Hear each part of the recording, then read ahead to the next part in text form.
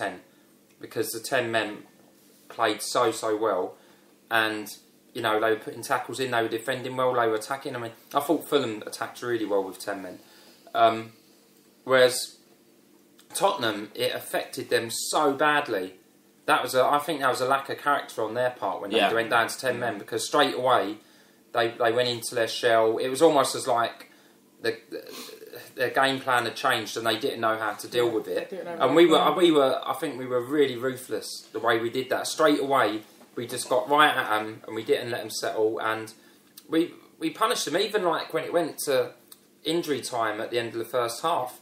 I was sitting there saying we could get another goal here. We can get another goal, because didn't want it to fail. They were in total disarray, and that's their fault. That's their fault. Yeah. What shocked me about it, they went down to 10 men, they were winning, and they had their goalkeeper, their back four, and their midfield unit in place.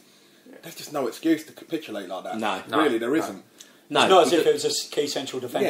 Yeah, or the keeper, It wasn't. They had all their defensive unit there. It was a forward who you couldn't just lose. Basically, if there was a player that you in that system, if there was a player that you'd want to go, it would be your top your player at the top. And they were winning. That is, everyone forgets that they were winning at the time. They went down to 10 men. So well, I think there's a bit of a poison chalice with going in front, because I think is it out of the last 25, 27 London derbies, and only 6 times as the lead, the team that's taken the lead won the game. North London, yeah. And obviously, as we've won most of them, that means that we've gone behind in most of them and come back and won. So I think to answer Danny's question, I think obviously the result probably wouldn't have been the same, but there's nothing to say that we wouldn't have still won that game, whether it had been 2-1 or 3-2, something along those lines. But I'm quite confident that we would have gone on to win it. Just for the other fact is that we have been very slow starters, which is something I wanted to bring up. Drives me crazy that we start the game with no intensity whatsoever. It used to be that, you know, we said before that we would destroy teams in the first 15. The other teams are coming out now saying this is our chance to destroy them, because we know they're going to let us pass the ball around. We know they're not going to mark us. No. We know we can stand 25 yards away from goal, get the ball, and no one's going to put a tackle in. And something's got to be done about it. It is, isn't it? Because we cannot. How many games have we gone behind this season? Is that 7 or 8 games we've gone behind? Yeah. We cannot keep doing this. We cannot keep doing tempo, innit? You got to start as you mean to go on. It's, you know, why are we so slow to start, particularly at home? And that bit at home is that literally been the last 2 or 3 years where we have been really poor. I think there was one season where we only scored 2 goals in the first half. That's right, yeah. At home. And that was about 3 years ago. I mean, that's pathetic. I was seeing, I think, quite early in Saturday's game, before we equalised, because that injury obviously and the sending off was obviously pivotal in how the game changed. But some of the 50-50 balls and the loose balls, there wasn't no urgency in getting the ball. Do you know what I mean? It's like the balls were just going past the players. They was giving Bale too much space, weren't they? Back in the older, and it's a good point. A few years ago, you would see, especially in a game like that, knowing how much it means to the fans, you expect every single player on that pitch to bust a gut for even half-hearted chances. Do you know what I mean?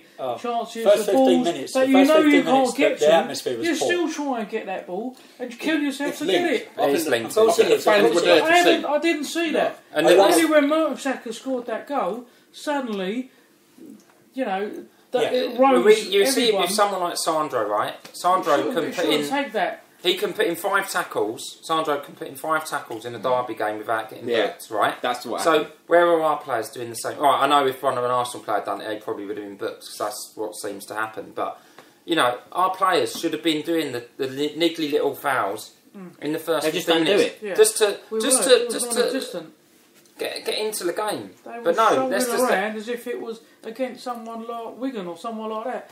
Come on, this is North London derby, people. A lot of the shouts from the crowd were... And we weren't, there was no urgency. There was no, as if like, so what? They were shrugging their shoulders almost, as if like, it's a nothing game. But you must remember, right, even though, I do agree with you. Annoyed about. more than anything else. But we won the game. Wasn't. We did win the game. So we're talking like we lost. He's got someone to get off his chest. Go on, Eddie. But you've got to look at it. The foghorn's on.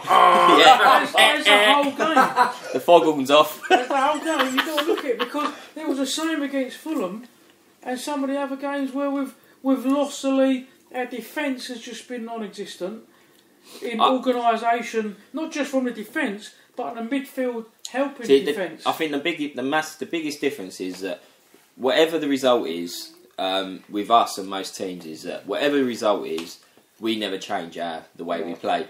So Fulham went 2-0 down against us, and they changed the way they played. Berbatov was roaming even more, and look how much space he got. And we just don't. We haven't.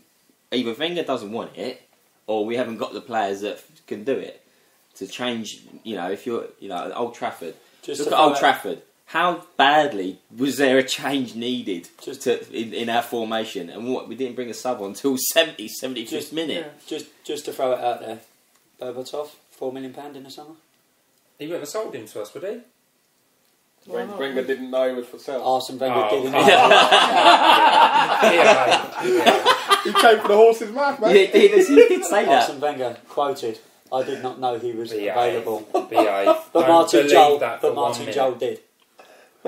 Don't believe that for 1 minute. Or if he didn't know he was, if he didn't know he was for sale, it's because he didn't want to sell him to us. That's why. Even if he'd have accepted 15 million for the other bloke and got the Berbatov in return, at least it's a straight replacement already in. You know what I mean? With Premier League experience. But harking back to what the Foghorn was going on about, I wonder if it's about wages as well, though, with Berbatov. I don't know what he's on. Yeah, but Fulham going to pay top wage. Yeah, but I bet they pay more than Arsenal. No, but at Arsenal, we would have expected to be.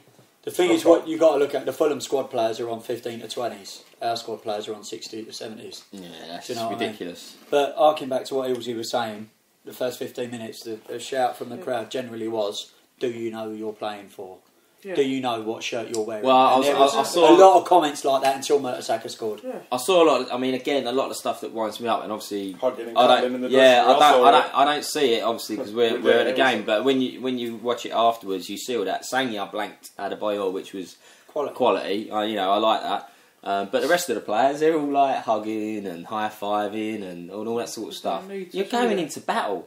Do you know what I mean? But your modern day football has changed. They're different people now. They're not your Charlie Georges and your Ray Parlers. You want the Vieira to wind up Roy Keane. Yeah, but do you remember that when he wound up Roy Keane? Yeah. Like he won that game in the tunnel. Vieira. And just to Rich, going back to. I know, but I mean, he won the mental game. He won the mental game. But do you think that maybe goes back to Vermaelen struggling with the captaincy a bit? Yeah. He's been a different player since he's like an England cricket captain, isn't he? Giving the captaincy. I don't know, mate. Cook is on fire, mate. Don't knock it to Cook. He's scoring runs left, right, and centre, mate. His form has gone pretty much straight out the window as soon as he put that band on his arm, because he last season he'd bust the gut to do everything. You'd think you'd want him on your side. Now it's like I think he's lost confidence, isn't he? The way he's been playing, he's just lost confidence. I think there's a bit of that. I think teams also have got wise to how he plays. That he wants to go and win the ball, all action and stuff, and they develop. He attacks the ball, don't he? To drag him out of position now. Yeah, he's captain of Arsenal. He attacks the ball and he gets caught flat-footed a lot. Feeling a lack of confidence. Take it away from him and give it to someone else. No, you can't do that. You can't do that because that won't do anything for his confidence, will it? It'll make him go even worse. If it's going to mean he's going to get his form back, it wouldn't mean that. Do you know what I mean? No, but I agree in the sense who knows? Have a little talk to him and say, look, if it's affecting you, I can take it off you for the time being. Foghorn's very vocal today, isn't he? And give it back to you later on. He's got a few things to get off his chest. That would never happen. That would never happen. If he took it off him, he'd never get it back. No. I think obviously if Gibbs come, if you put it like that, then why not? If I was captain. All right. So what's he going to do to the person? If you give the captaincy to someone who I don't know who, maybe Arteta, you give it to Arteta for like maybe 6 months or something, and then we've gone on an amazing run. you know, we're through to the semi-final of Champions League, through to the final of the FA Cup, won the Coca-Cola. Right, yeah, thanks very much, Mikel, giving it back to Tommy now. He's a very clever man. That was fantasy, of course, because that's never going to happen. But he knows what to do. Listen, mate, only the England manager gives captaincies back to people 3 times. Yeah, it could be done. It's not like... It could be easy, but it won't. Mate, if I was captain and I'm having a right stinker of a season compared to last season, and my manager come up to me, look, I think it's getting on top of you at the moment. You play through it, Hills. If you want, I could take it off you, get your form back, Hills. and then... Tony Adams fell downstairs in rah-rahs, got banged up, and he still kept a captaincy. From what was Driving going into on, a brick wall. You got to keep it. But what was happening to Tony Adams off pitch? Did it ever affect him on the pitch? No. You could never say he wasn't giving 110% as soon as he crossed that line. I think he did, because when he had that bandage on his head, I think he scored with it, didn't he? Got a bit of an extra bounce off his head. Against Luton, wasn't it? Must have He'd affected kill him on the himself pitch for when he every was ball. banged up. Whether it's Well, yeah, against was it? Tottenham, Man U, all your Wigans and all that. It didn't make a difference who he was playing. Right, It was still the same. So what you're saying is take Vermaelen out of the team and No, I leave didn't say Kozza take and him out of the Mertesacker team. centre back I tomorrow. didn't say take him out of the team. We're sent Take off the left back. captaincy off of him temporarily until... And see what happens. It would not happen, Just mate. see what For happens. the purpose of for our listeners, everyone is edging slowly away from Ilsey at the moment because he's getting quite vocal. They're getting angry. Angry I'm football. trying to think of a solution to get our captain back in the right frame of mind. Just to carry on, play it out. It's 12 games, mate. He will it fall. It's 12 games into being captain of Arsenal. He's a better I player think it's a bit than what he's premature. playing at the moment, and that will come through. It's a bit I premature. hope so, mate, but it's I'm not being funny, and it's also...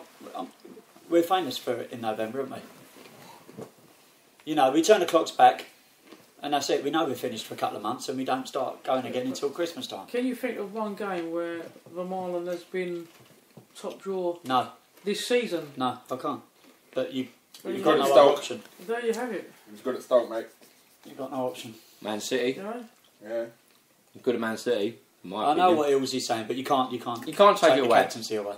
So what I was going to say was, before Foghorn went on a rant, was it was a good rant though. It was good, right? Gibbs is potentially back tomorrow. So who do you drop, Mertesacker or Kozza? Koscielny. Kozza. Mertesacker is completely and utterly undroppable at the moment. Yeah. I love the man and I'll He's our babies. best Is that player. the greatest header you've seen at the new stadium? Defence. No, I don't think he was pretty good, wasn't he, the week before? Do you know what? I'm tempted to give the Mert a rest. No. A lot of people have said that No. actually.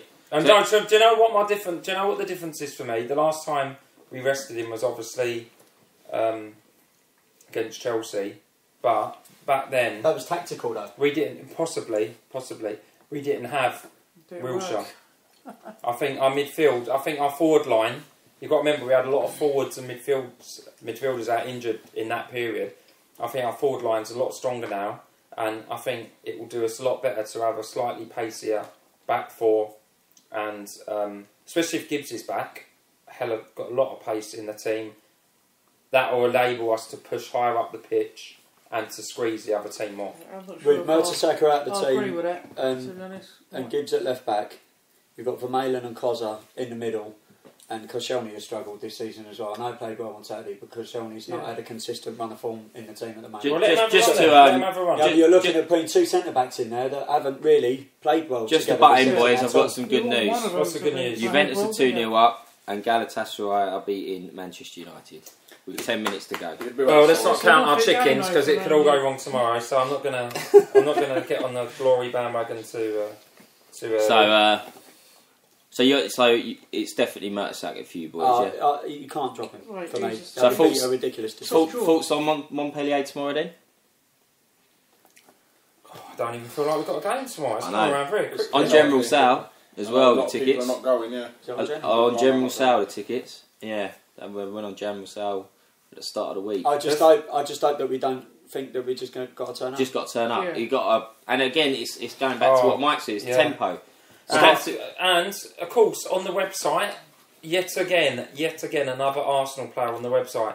we can't take it for granted. Yeah. And it's like, well, why do you do it every? Why are you saying Why that? do you do it every game then? Do you know what I mean? It's a bit like when you're a politician, Shay. We're going to learn from Learn from our mistakes. learn from the lessons. Yeah, yeah. it is frustrating, you know, and it is that